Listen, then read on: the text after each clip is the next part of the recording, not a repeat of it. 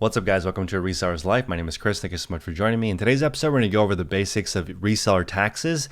I'm going to try to answer every single basic question about taxes, but I'm going to go over the Reseller Tax Academy with you guys with Mark Tu, my friend. He's a licensed CPA, so I'm going to refer all tax questions to him, and he's a six-figure Amazon seller. So he's a reseller that's successful, and he's a licensed CPA. He can legally answer your tax questions. So in this episode, we're going to go over all the basic tax questions, and also he has a $100 off discount as of January 21st, 2020. This is the last day of that sale. Sorry, I wish I had gotten this video out earlier, but you'll still get a discount if you use my code in the description below, even after the fact if you don't miss the launch date. And it's a really, really massively important concept for you guys to think about tax preparation all through the year, not just filing your taxes at the end of the year. That's only one thing you do one day. Tax preparation is what you do all year long to minimize your taxes at the end of the year. So this is a really quick course. It's really inexpensive in my opinion.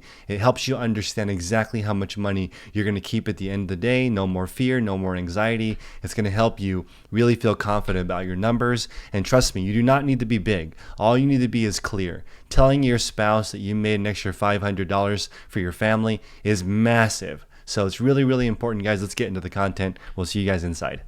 Today I have an awesome guest, Mark Tu. Mark, before we get into the conversation about how to do taxes, maybe introduce yourself. Where are you from? What do you do? Where can people find you?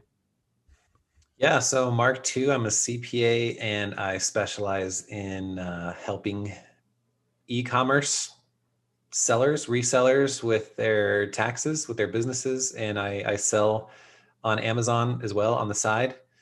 And I'm in Utah. You can find me at notyourdadscpa.com. I help people in all states. Awesome. So I want to get straight into it. Right from the beginning, because I feel like some people sometimes lose track because they're thinking way ahead. So we're going to talk today about one single item. So let's say I go grab a pair of shoes from the closet and it sells for 30 bucks on eBay, right? So now we have a $30 revenue. That's how much the person paid you. There's also something I want to talk about after. We'll get into that in just a moment, which is sales tax. But $30 is the revenue before sales tax coming in. And on average, if you ship a pair of shoes, let's say in a flat rate mailer, it's going to cost you on average $7 to ship. eBay is going to charge you a fee. There's different parts of fees, or if you sell on Poshmark, I'm just going to use a rough number here of 20% for marketing costs. You're going to subtract that from your 30. Cost of goods sold is something people always ask about. That means what you paid for the item. In this case, you got it for free, but we might want to talk about this in depth in just a moment, but you actually didn't come out of pocket for something you already own. And then down here, let's assume that you're doing a home office expense, or actually, let's just leave it at zero for right now. So you just sold something from your house, shipped it, paid eBay their fee. You have $17 left. Okay, here's the big question mark. Do I have to pay tax on the $17 profit? Yes. I mean, usually, in most cases. Yes. Okay, so backing up, cost of goods sold. A common question is, what do I put for something I already own? Do I put what I originally paid for the item? Because I paid $100 for these shoes that are now used and only worth 30. Well, yeah, that's a good point. So the sort of the official rule is you'll use either the lesser of the original cost or the market value. So there's trouble with both of those. So you may not remember what the original cost is, right? But then on the other hand, the market value is really subjective because maybe you could sell those on eBay for, I don't know, 30, I guess, right here. Yep. Maybe on another platform you could sell them for 100. That's true. Maybe the thrift store you could buy them for 5. So if you do use the market value, you kind of want to evaluate what you think that range is and maybe take the midpoint. But since that's so subjective, I typically say, well, just use what you originally paid for them, unless they are like super beat up, then yeah. Gotcha. In most cases though, just use the original cost. So, okay, great. So if the original cost, let's say you paid $100 for the pair of shoes, and let's say you never even wore them. So they are brand new. So somewhere, or you could return them and get $100. So now looking at this example, you now lost $83 in the transaction because you paid 100, sold it for 30, paid for the shipping and the marketing. So what happens with this negative $83? I'm assuming you don't pay tax if you lost money.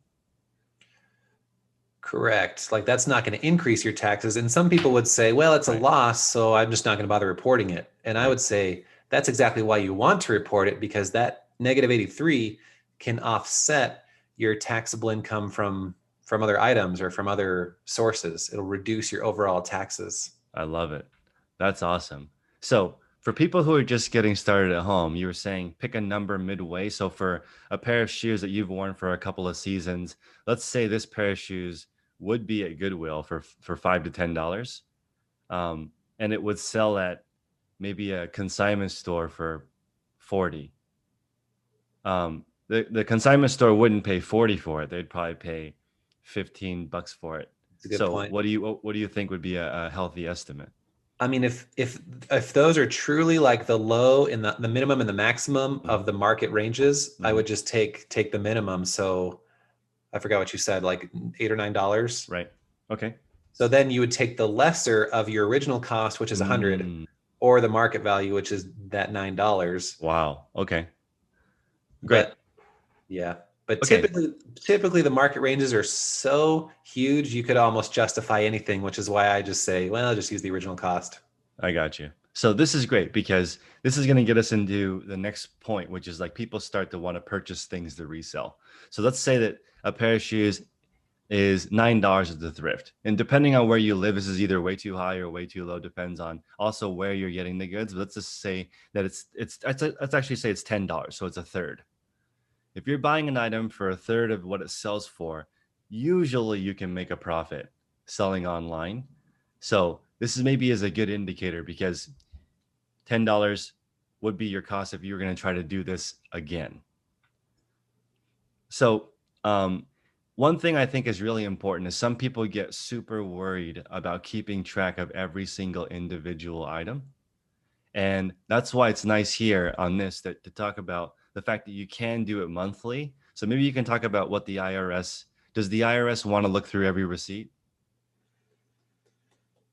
Nope, that will probably never happen Right. to you. So to simplify this, let's say you're just getting started. Do you recommend one bank account that's separate, one credit card that's separate? How would somebody get started? Yeah, I mean, ideally, you're separating the business activity from your personal. You know, the easiest way to do that is usually having a separate bank account.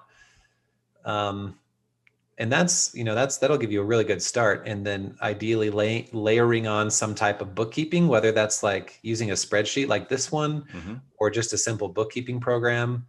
Um, that's probably the first advice I would give somebody. Okay.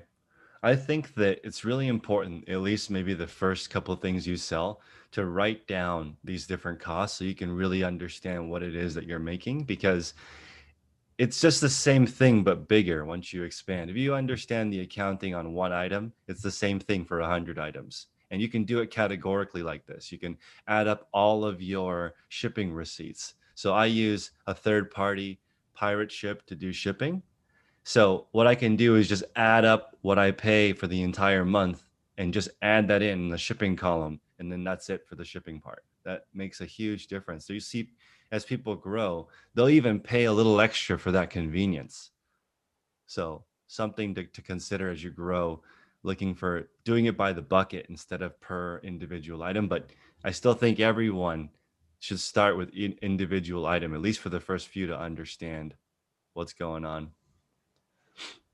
Yeah. So I want to touch base on this because Mark, you have a course that's gonna have a discount next week, and I want to talk about the fact I want to shift people's mindset from thinking about taxes as something that you do once a year to preparing it throughout the year and as part of your overall strategy. Maybe you can touch base a little bit on why people should plan taxes throughout the year. Why should they do that?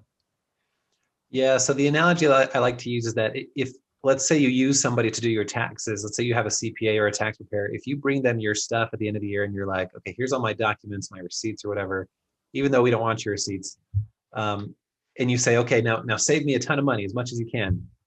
they'll say, okay, well, I can try, but there's only so much I can do right now because the damage is already done. Like there were potentially things, actions you could have taken throughout the year that would have put you in a better position for tax savings. Maybe you should have like elected a different type of, create a different type of entity, or taken advantage of certain deductions. Um, set up your home office in a different way so you could get a bigger deduction, just things like that. So it's really about those day-to-day actions that are going to set you up to really optimize your tax situation. um, the tax preparation, the doing your taxes piece at the end of the year, that's just 5-10% of it. That's right. I think this is important because as you grow, all you need is to make sure you have growth. If you can grow your business over the course of 3, 5, 10 years, you're going to be in a huge, in an awesome position. I think people should think about it more long term. And I think it sounds like a great way to make extra money, but it can be something much bigger than that if you just take your time and really understand what's going on. I think that's really inspiring because with a home business, there's so many deductions. If you really understand it, it's almost like, would you agree with the advice that everyone should have a home business to a degree? Yeah, yeah, because you can write off a lot of stuff. Yeah, you can write off a lot of stuff. So when people are getting started, do you think they should have a notebook? Should they use a spreadsheet? What supplies do they need? Do they need a receipt book? Yeah, it really depends on what your situation is, like what platforms you're selling on, what your comfort level is. Some people are really comfortable with spreadsheets. Other people would, tend to not want to use spreadsheets. I don't know. So like if you're doing eBay, if you buy a lot of stuff at garage sales, you probably don't get receipts. So in that case, yeah, I would probably have a logbook where you can like create your own record, which will serve as the substantiation for that transaction. And that's okay. If you don't get a receipt from somebody, that's fine. You just make your own in your logbook or on a spreadsheet. Um, so that might be a good idea for somebody selling on eBay who goes out sourcing a lot.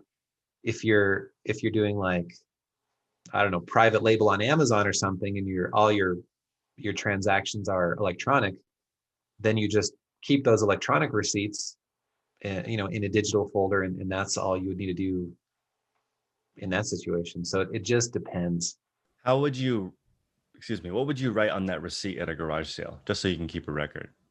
Yeah, just the basic information. So like the item description, the location, and the price and the date would be the four biggest things, I think. So let's say I got Cost. a video game console, a hat, a jacket, and so I purchased 5 random items for $25. One of them maybe was worth 100 or something. So you have 5 items for $25. What would you write on the receipt?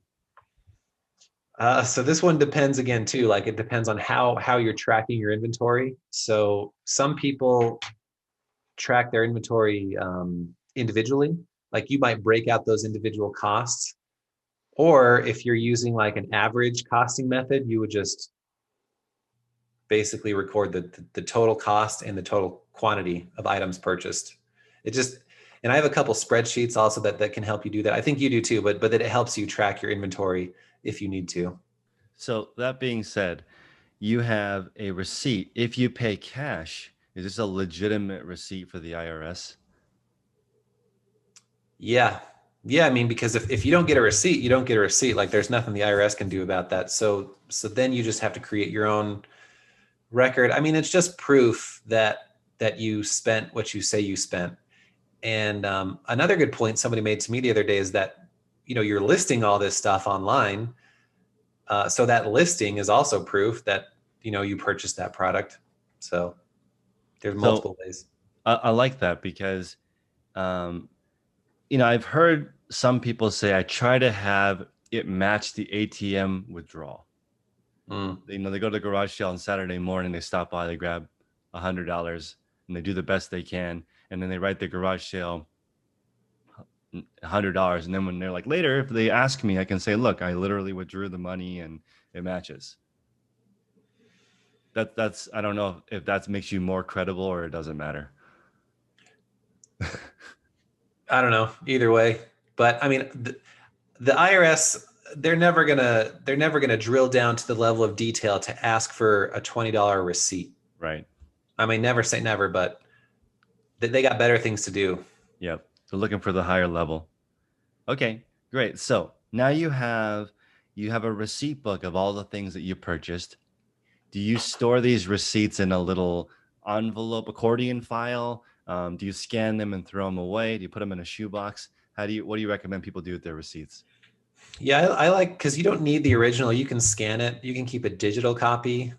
So I would recommend just taking a quick picture, or with a scanning app or something, and just putting it into a digital folder, and maybe split out by month or by year, and just forget about it. I love it. So you got your receipt book, you've got your receipt log that you maybe keep in the car as you go. Let's talk about when you would update it. So do you recommend people do it a little bit every day, once a week, once a month? I know you don't recommend on the last day of the year. Yeah, so I mean, if I guess this mostly applies to cash purchases, which aren't coming through like a Yeah. bank account or something. Um, yeah, it just depends on your level, your volume of transactions. I would say definitely no more than monthly, but ideally weekly or every 2 weeks. Sit down, and if you have, I don't know, 20 receipts, just log those in a spreadsheet real quick. So then at the end of the year, you have them all, and you can add it up and see, okay, here's my total inventory cost. Um, yeah. Okay. So a few people in the Facebook group had asked, this is maybe a little bit more advanced, but people are asking, have you seen resellers ever purchase a house or save retirement? Are there resellers that make enough money to do that? Yeah. I mean, I see the whole spectrum. Like there are some people who, who are losing money, who aren't doing very well. Hmm. And like I have a few clients who are doing extremely well, selling on multiple platforms or just selling on one. Hmm. I hate saying this, but it just depends. Yeah. So Yeah. last thought is, as far as setting up a company, I think a lot of people are worried, do I need to be an LLC? Do I need to be a corporation? Is that important? And do I need that to get a resale certificate so I can purchase without sales tax on the front end? Those is like all one question. It comes in various forms every day. Yeah. I mean, in general, you don't need an LLC. Like most businesses are in the United States are just sole proprietorships. Um, that said, if you feel like you need liability protection, an LLC could be a good fit. Or in some cases, you might want to work with a certain vendor or maybe a bank or something who requires you to be an LLC. In that case, you might want to do that. And because you the tax saving there aren't really any tax savings from an LLC. But if you want to take it to the next step, and I don't want to get ahead of myself too much, but with an S corp you can have those tax savings, but you first have to form an LLC to layer on that S corp status. So those are the main reasons for an LLC, but it's not usually anything urgent. I agree. You can get started right now. You don't have to set up a corporation. You can file under your regular taxes. Somebody in the Facebook group said they're going to sign up for your course, and they're hoping that they can get more information on how to fill out the Schedule C part. That might be a little bit more advanced, but as in your course, do you talk about tax preparation throughout the year, different setups? What kind of information is Yeah, I in mean, there? it's less about how to actually fill out your tax forms to file your taxes, and more Hmm. about what you Hmm. need to do throughout the year to optimize your tax situation and your accounting situation. Although I think a byproduct of all that will be that you feel more comfortable with doing taxes on your own. I definitely talk about the Schedule C. I talk about the different types of deductions. So if you're using TurboTax or some program like that, and they're asking you all these questions, you're gonna say, "Oh, yeah, I know what that is." Like that I remember hearing about that, and you're not going to have the uncertainty like, I think maybe this is what it is, fingers crossed type thing. Awesome. So, last question. Are there any softwares or tools that you recommend that might make this easier? Because it's probably the most common question I get, other than do I need to pay tax? for Let's like say general, bookkeeping or yeah, general. yeah, record keeping and stuff. Well, here's an easy one. So you want to track your mileage? Use an app for that. Use like MileIQ, Hmm. or I think there's a bunch of other apps you can use for that. It's super simple. Just get an app. And as far as bookkeeping, again, if you are comfortable with spreadsheets, you can use one like kind of with the format you just showed us, or Yep. you can use a simple sort of what I consider to be an introductory bookkeeping program like GoDaddy Bookkeeping or QuickBooks Self-Employed. If you want something more robust, um, use QuickBooks Online, or like Wave Accounting is a free version that is, I think, considered to be a full bookkeeping system. So yeah, just try a few Mm. different things and see which one works. And what works now might change in the future. So you just got to be flexible. Okay, I do have one more question I thought of. So let's say you're not good with spreadsheets. Do you recommend, or do you have any resources for someone that can take like a quick Excel tutorial? Mhm. I I feel like I know spreadsheets, but I still feel like I would benefit from taking a course or a class on basic functions and spreadsheets. Yeah, that's a good point. I mean there's a ton of Excel resources out there. Um, Okay. but yeah, that's a good point. You're giving me ideas. If somebody wants to take an Excel course for me, I'll make one. Yeah, I think even just the basics of dragging columns, different ways to build formulas. Some people, because I still meet people every day that do this all on Hmm. paper for the most part. It feels like that would be very time consuming to do 100 items a week on paper. Yeah, I mean, I love Excel. I love spreadsheets. I feel like you can do so much in them. Hmm. Okay, well, let's talk about the promotion you have, and let us know what the time frame is and how to best use the resources. And I think you have some bonuses as well. Yeah, so the course, well, depending on when this launches, Hmm. it's gonna be $100 off for the first couple days. That's like the early bird pricing, and then for the remainder, it's still gonna be at a discount, but not as deep. And then after the promotion's over, which is 9 or 10 days or so, it goes back up to full price. So yeah, definitely get in there in the first 3 days. And yeah, again, it's all about how to optimize your tax situation, and just replacing the anxiety and the uncertainty with confidence. I mean, I've talked to people who say they like literally lose sleep over the uncertainty surrounding their tax situation. So Hmm. if, I mean, if that sounds like you, this I've had a lot of people tell me that kind of fades away as they go through this. So I want to also point out that clear is better than big, in my opinion.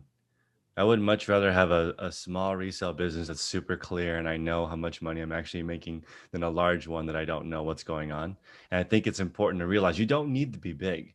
Making an extra $500 a month is huge for so many families. And so don't think you need to keep scaling and scaling and scaling. And also don't think that as you scale, you're just going to naturally know what's going on. That's not how this works. It If you know what's going on when it's small, you'll know what's going on when it's big too. So I think this tax preparedness mindset is something that's huge. You can't escape death or taxes, so it's important to understand how to get to that next level. So one last plug, you have a Facebook group. How do people find you in that group? Yeah, you can come join my Facebook group. It's called Accounting for Online Sellers. We got a decent crowd in there now, and a lot of engagement. People posting their accounting and platform reporting questions all the time. So I think that's a helpful resource. And yeah, just my website, or follow me on Instagram, not your dad CPA. Awesome. So thank you again, Mark, for your time, and we'll see you next time. All right, thanks.